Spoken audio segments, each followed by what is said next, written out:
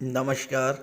ज्योतिष शास्त्र में श्रद्धा और विश्वास रखने वाले सभी जातकों का पारलौकिक जगत चैनल में बहुत बहुत स्वागत है। वर्ष 2022 का अंतिम सूर्य ग्रहण 25 अक्टूबर को लगने जा रहा है और दीपावली का त्यौहार सूर्य ग्रहण के साए में होगा, ऐसी संभावना व्यक्त की जा रही है। 24 अक्टूबर को दीपावली मनाई जाएगी। दीपावली के अगले दिन सूर्य ग्रहण लगेगा। दीपावली कार्तिक मास की अमावस्या को मनाई जाती है और इस बार अमावस्या की तिथि 24 अक्टूबर शाम 5:27 पर शुरू हो रही है, जो 25 अक्टूबर दोपहर 4:18 पर समाप्त होगी। ये सूर्य ग्रहण आंशिक सूर्य ग्रहण है, जो 25 अक्टूबर मंगलवार को स्वाति नक्षत्र और तुला राशि में लगेगा। ये सूर्य ग्रहण यूरोप, उत्तर पूर्व अफ्रीका, पश्चिम एशिया के कुछ हिस्सों में दिखाई पड़ेगा। भारत में ये सूर्य ग्रहण नई दिल्ली, बेंगलुरु, कोलकाता, चेन्नई, उज्जैन, वाराणसी, मथुरा और देश के कुछ अन्य शहरों में दिखाई देगा। भारतीय समय के अनुसार ये सूर्य ग्रहण 25 अक्टूबर दोपहर 2:29 पर आइसलैंड में शुरू होगा और शाम 6:20 पर अरब सागर में ख़त्म होगा। भारत में शाम 4:29 पर दिखेगा, जो शाम 5:57 पर समाप्त होगा। जहाँ तक सूतक काल की बात है तो सूतक काल सूर्य ग्रहण से 12 घंटे पहले शुरू होगा। प्रातः 3:17 से 25 अक्टूबर को सूतक काल आरंभ हो जाएगा। इस वर्ष के अंतिम सूर्य ग्रहण में अद्भुत ग्रह स्थितियां देखने को मिलेंगी। 25 अक्टूबर के सूर्य ग्रहण के दिन सूर्य, चंद्रमा, शुक्र और केतु चारों ही ग्रह तुला राशि में गोचर करेंगे। सबसे महत्वपूर्ण बात यह है कि चारों ही ग्रह स्वाति नक्षत्र में गोचर करेंगे और स्वाति नक्षत्र के स्वामी हैं राहु। इस तरह राहु के नक्षत्र में सूर्य, चंद्रमा, शुक्र और केतु का गोचर होगा। इसके अलावा इस ग्रहण के समय देवगुरु बृहस्पति चारों ही ग्रहों से षडाष्टक योग भी बना रहे हैं और इसके अगले दिन बुध भी तुला राशि में गोचर करेंगे और पंचग्रही योग बनेगा, जो कि अत्यंत दुर्लभ योग है और सदियों में कहीं एक बार इस तरह का योग बनता है। जहाँ तक दीपावली की बात है तो दीपावली के पूजन का शुभ मुहूर्त है शाम 6:37 से रात्रि 8:35 तक। तो इस तरह से दीपावली का पर्व सूर्य ग्रहण से प्रभावित नहीं होगा। तो बात करेंगे इस वीडियो में सूतक काल और ग्रहण के दौरान सावधानियां और उपायों के बारे में, गर्भवती माताओं के लिए विशेष उपायों के बारे में और अंत में कर्क राशि के जातकों के जीवन पर इन दुर्लभ ग्रह स्थितियों के बनने का क्या प्रभाव पड़ेगा, इसी का विश्लेषण करेंगे। ये विश्लेषण आपकी चंद्र राशि के आधार पर किया जा रहा है। वीडियो के शुरू में ही मैं आपको एक छोटा सा उपाय बताने जा रहा हूं और आप इस उपाय को कल से ही शुरू कर दें, प्रातः काल से शुरू कर दें और कम से कम 1 माह तक इस उपाय को जरूर करिए। फिर इस उपाय का चमत्कार आप देखिए। तो चलिए वीडियो शुरू करते हैं। वीडियो के शुरू में ही मैं आपको एक सरल सा उपाय बता देता हूं, जिसे आप 17 अक्टूबर से 16 नवंबर तक नियमित रूप से कीजिए। प्रातः सूर्योदय से 1 घंटे के भीतर सूर्य देव को अर्घ्य दीजिए। तांबे के लोटे में जल, लाल पुष्प, रोली, अक्षत, लाल चंदन और थोड़ा सा गंगा जल लेकर सूर्यदेव को अर्घ्य दीजिए। अर्घ्य 3 बार में दीजिए और ध्यान रखें कि जल आपके पैरों पर ना पड़े। इसके लिए कोई आप टब रख लीजिए या कोई गमला रख लीजिए और जल गमले में ही गिरे। इसके पश्चात उसी लोटे में जल भर कर के अपने पास रख लीजिए सूर्यदेव के सामने मुंह करके बैठ जाइए और गायत्री मंत्र का सस्वर बोल कर जाप कीजिए। 21 बार, 51 बार या 108 बार, जितना आप कर सकें। इसके बाद लोटे में रखा हुआ जल पीकर अपने डेली रूटीन के कार्य शुरू कीजिए। आदित्य हृदय स्तोत्र का भी आप पाठ करें तो और भी उत्तम होगा। छात्रों को ये उपाय अवश्य करना चाहिए, क्योंकि सूर्य सरकारी नौकरी, शासन प्रशासन के कारक हैं, और अगर आप भी इस उपाय को करते हैं तो आप सफलता की ओर बढ़ेंगे।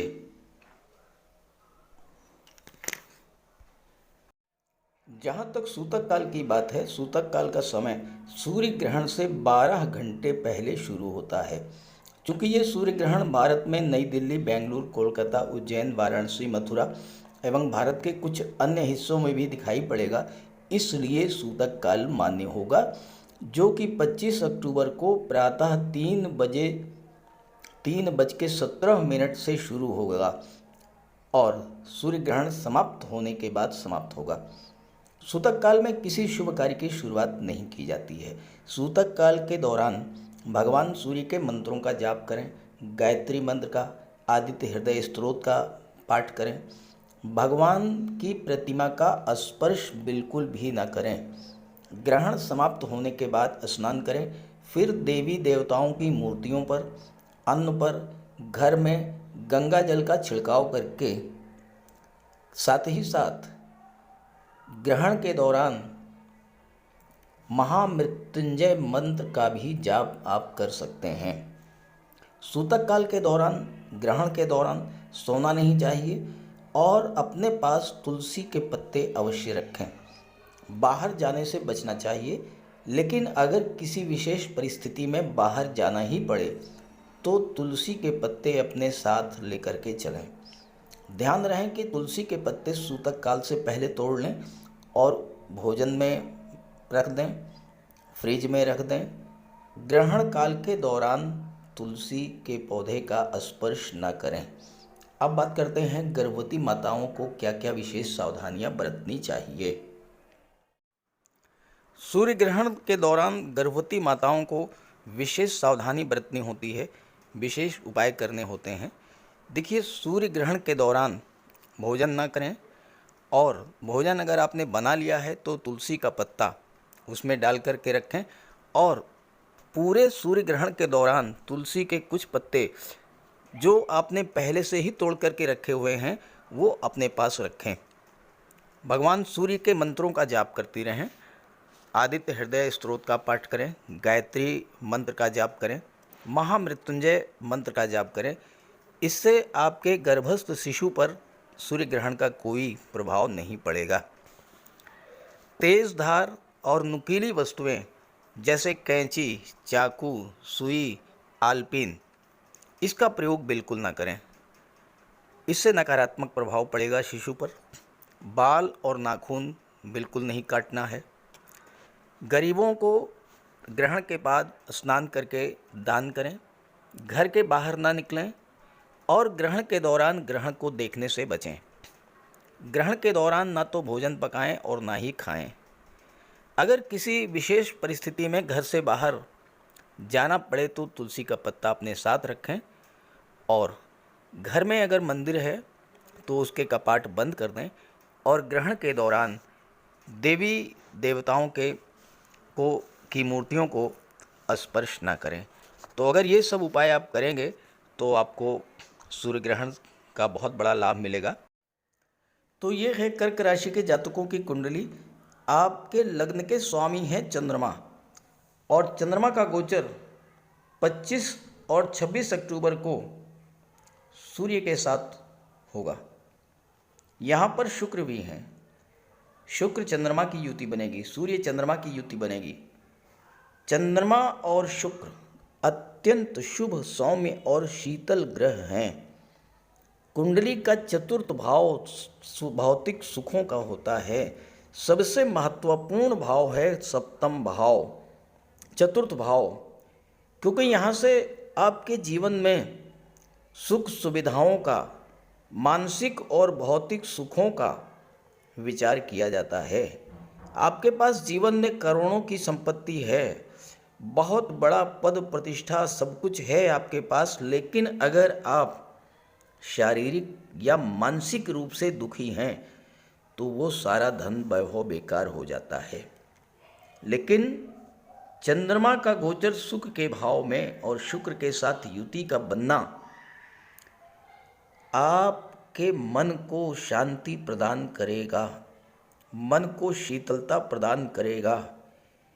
किसी तरह की तनाव की स्थिति अपने भाई बहनों से, चाचा ताऊ से, चचेरे भाई बहनों से, मित्रों से, पड़ोसियों से किसी वजह से संबंध खराब थे, वो संबंध सामान्य हो जाएंगे, मधुर हो जाएंगे, क्योंकि चंद्रमा के प्रभाव से, शुक्र के प्रभाव से आपके व्यक्तित्व में एक बहुत बड़ा सकारात्मक परिवर्तन आएगा।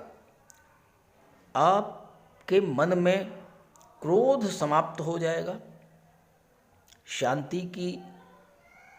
शांति मन में आएगी, मानसिक शांति मिलेगी, वाणी मधुर होगी, व्यवहार आपका मिलनसार हो जाएगा। और ऐसे में हर तरह के संबंधों को सुधारने का सबसे बेहतर समय है ये। हालांकि सूर्य और केतु भरसक प्रयास करेंगे आपके क्रोध को जगाने का, गलत फहमी पैदा करने का, लेकिन चंद्रमा और शुक्र हैं, ये हर स्थिति को संभाल लेंगे। और सबसे महत्वपूर्ण बात कि देवगुरु भाग्य के भाव में स्वराशि में गोचर कर रहे हैं।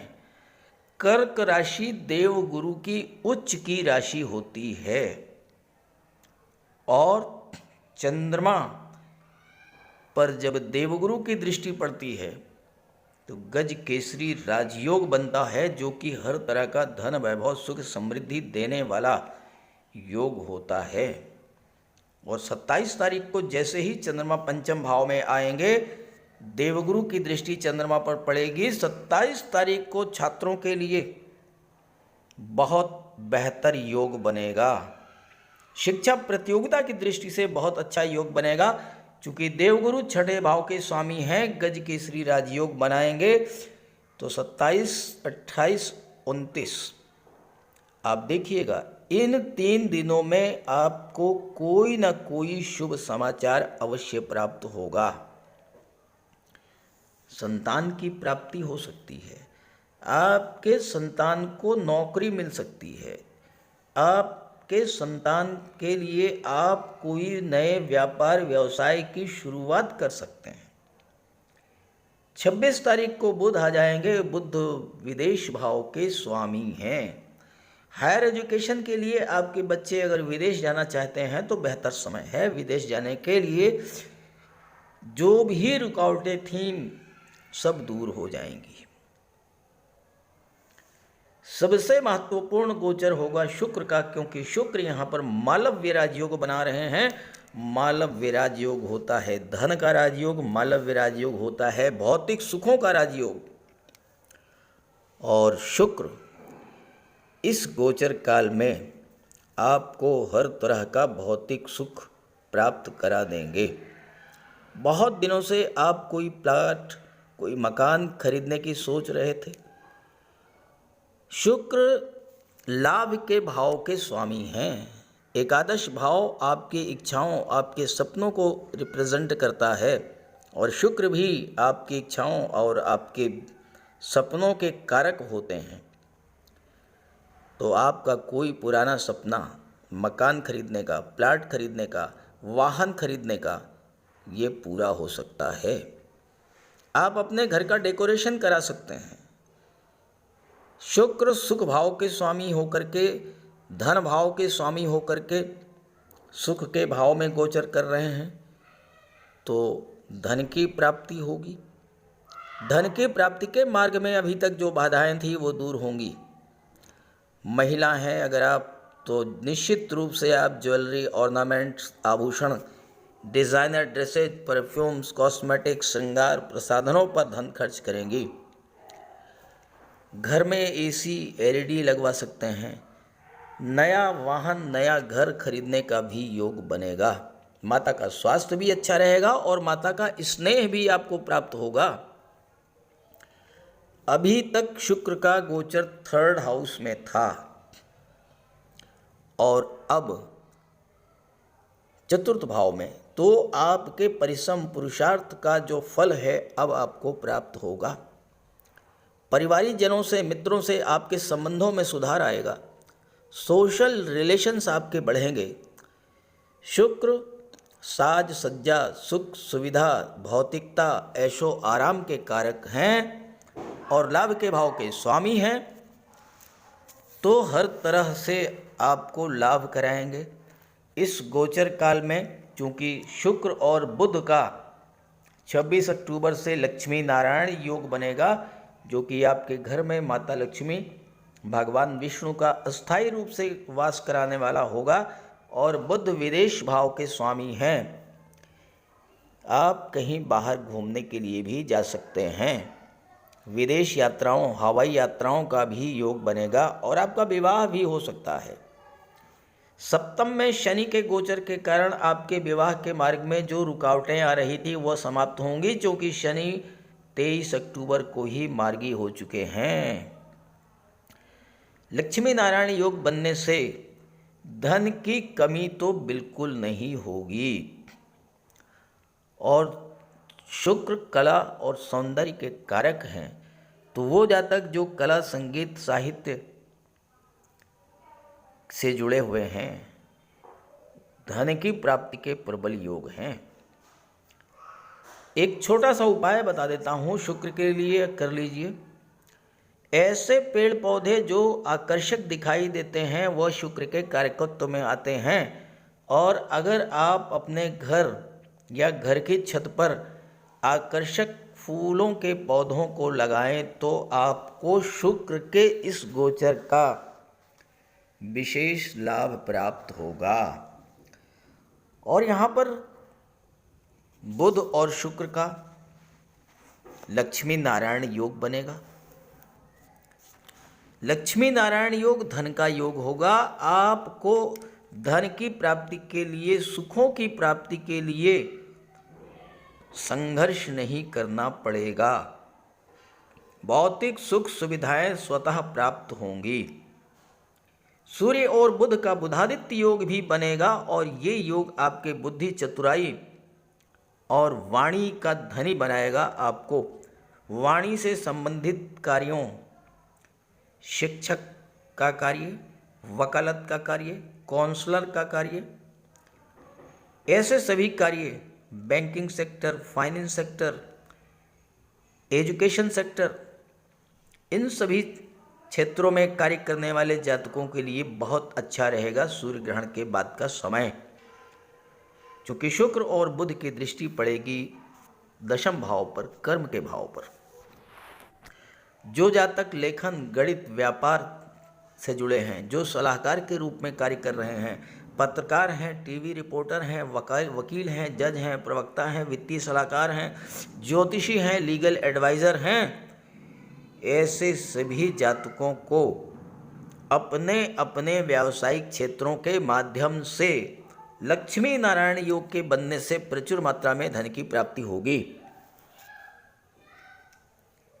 यहाँ पर शनि भी शश राजयोग बना रहे हैं और एक अष्टम के स्वामी हैं। अष्टम भाव आयु का होता है। शनि आपको दीर्घायु बनाएंगे। साथ ही साथ अष्टम भाव गुप्त विद्याओं, गुप्त धन, गुप्त रहस्यों का होता है। आपकी रुचि ज्योतिष, तंत्र मंत्र में बढ़ सकती है। गुप्त धन की प्राप्ति हो सकती है। लॉटरी से, शेयर से, पैतृक संपत्ति से, वसीयत या विरासत के माध्यम से धन की प्राप्ति, इंश्योरेंस के क्षेत्र से, ससुराल पक्ष से धन की प्राप्ति आपको हो सकती है। और शनि सप्तम में है। सप्तम भाव व्यापार का होता है। एकादश के स्वामी हैं। एकादश भाव जमीन के नीचे के पदार्थों का होता है। आप अगर petroleum, diesel, gas, mines, mineral, chemical products, rubber, scrap, medicines का व्यापार व्यवसाय करते हैं, उच्च स्तर की सफलता शनि के कारण मिलेगी। व्यापार को तो शनि बुलंदियों पर पहुंचा देंगे, क्योंकि शनि आपके कुंडली में सप्तम में गोचर कर रहे हैं। सप्तम में शनि दिग्बली होते हैं। अगर आपका कोई व्यापार है, आपकी कोई इंडस्ट्री है, आपकी कोई कंपनी है, आपका कोई उद्योग है, आपका कोई स्टार्टअप है,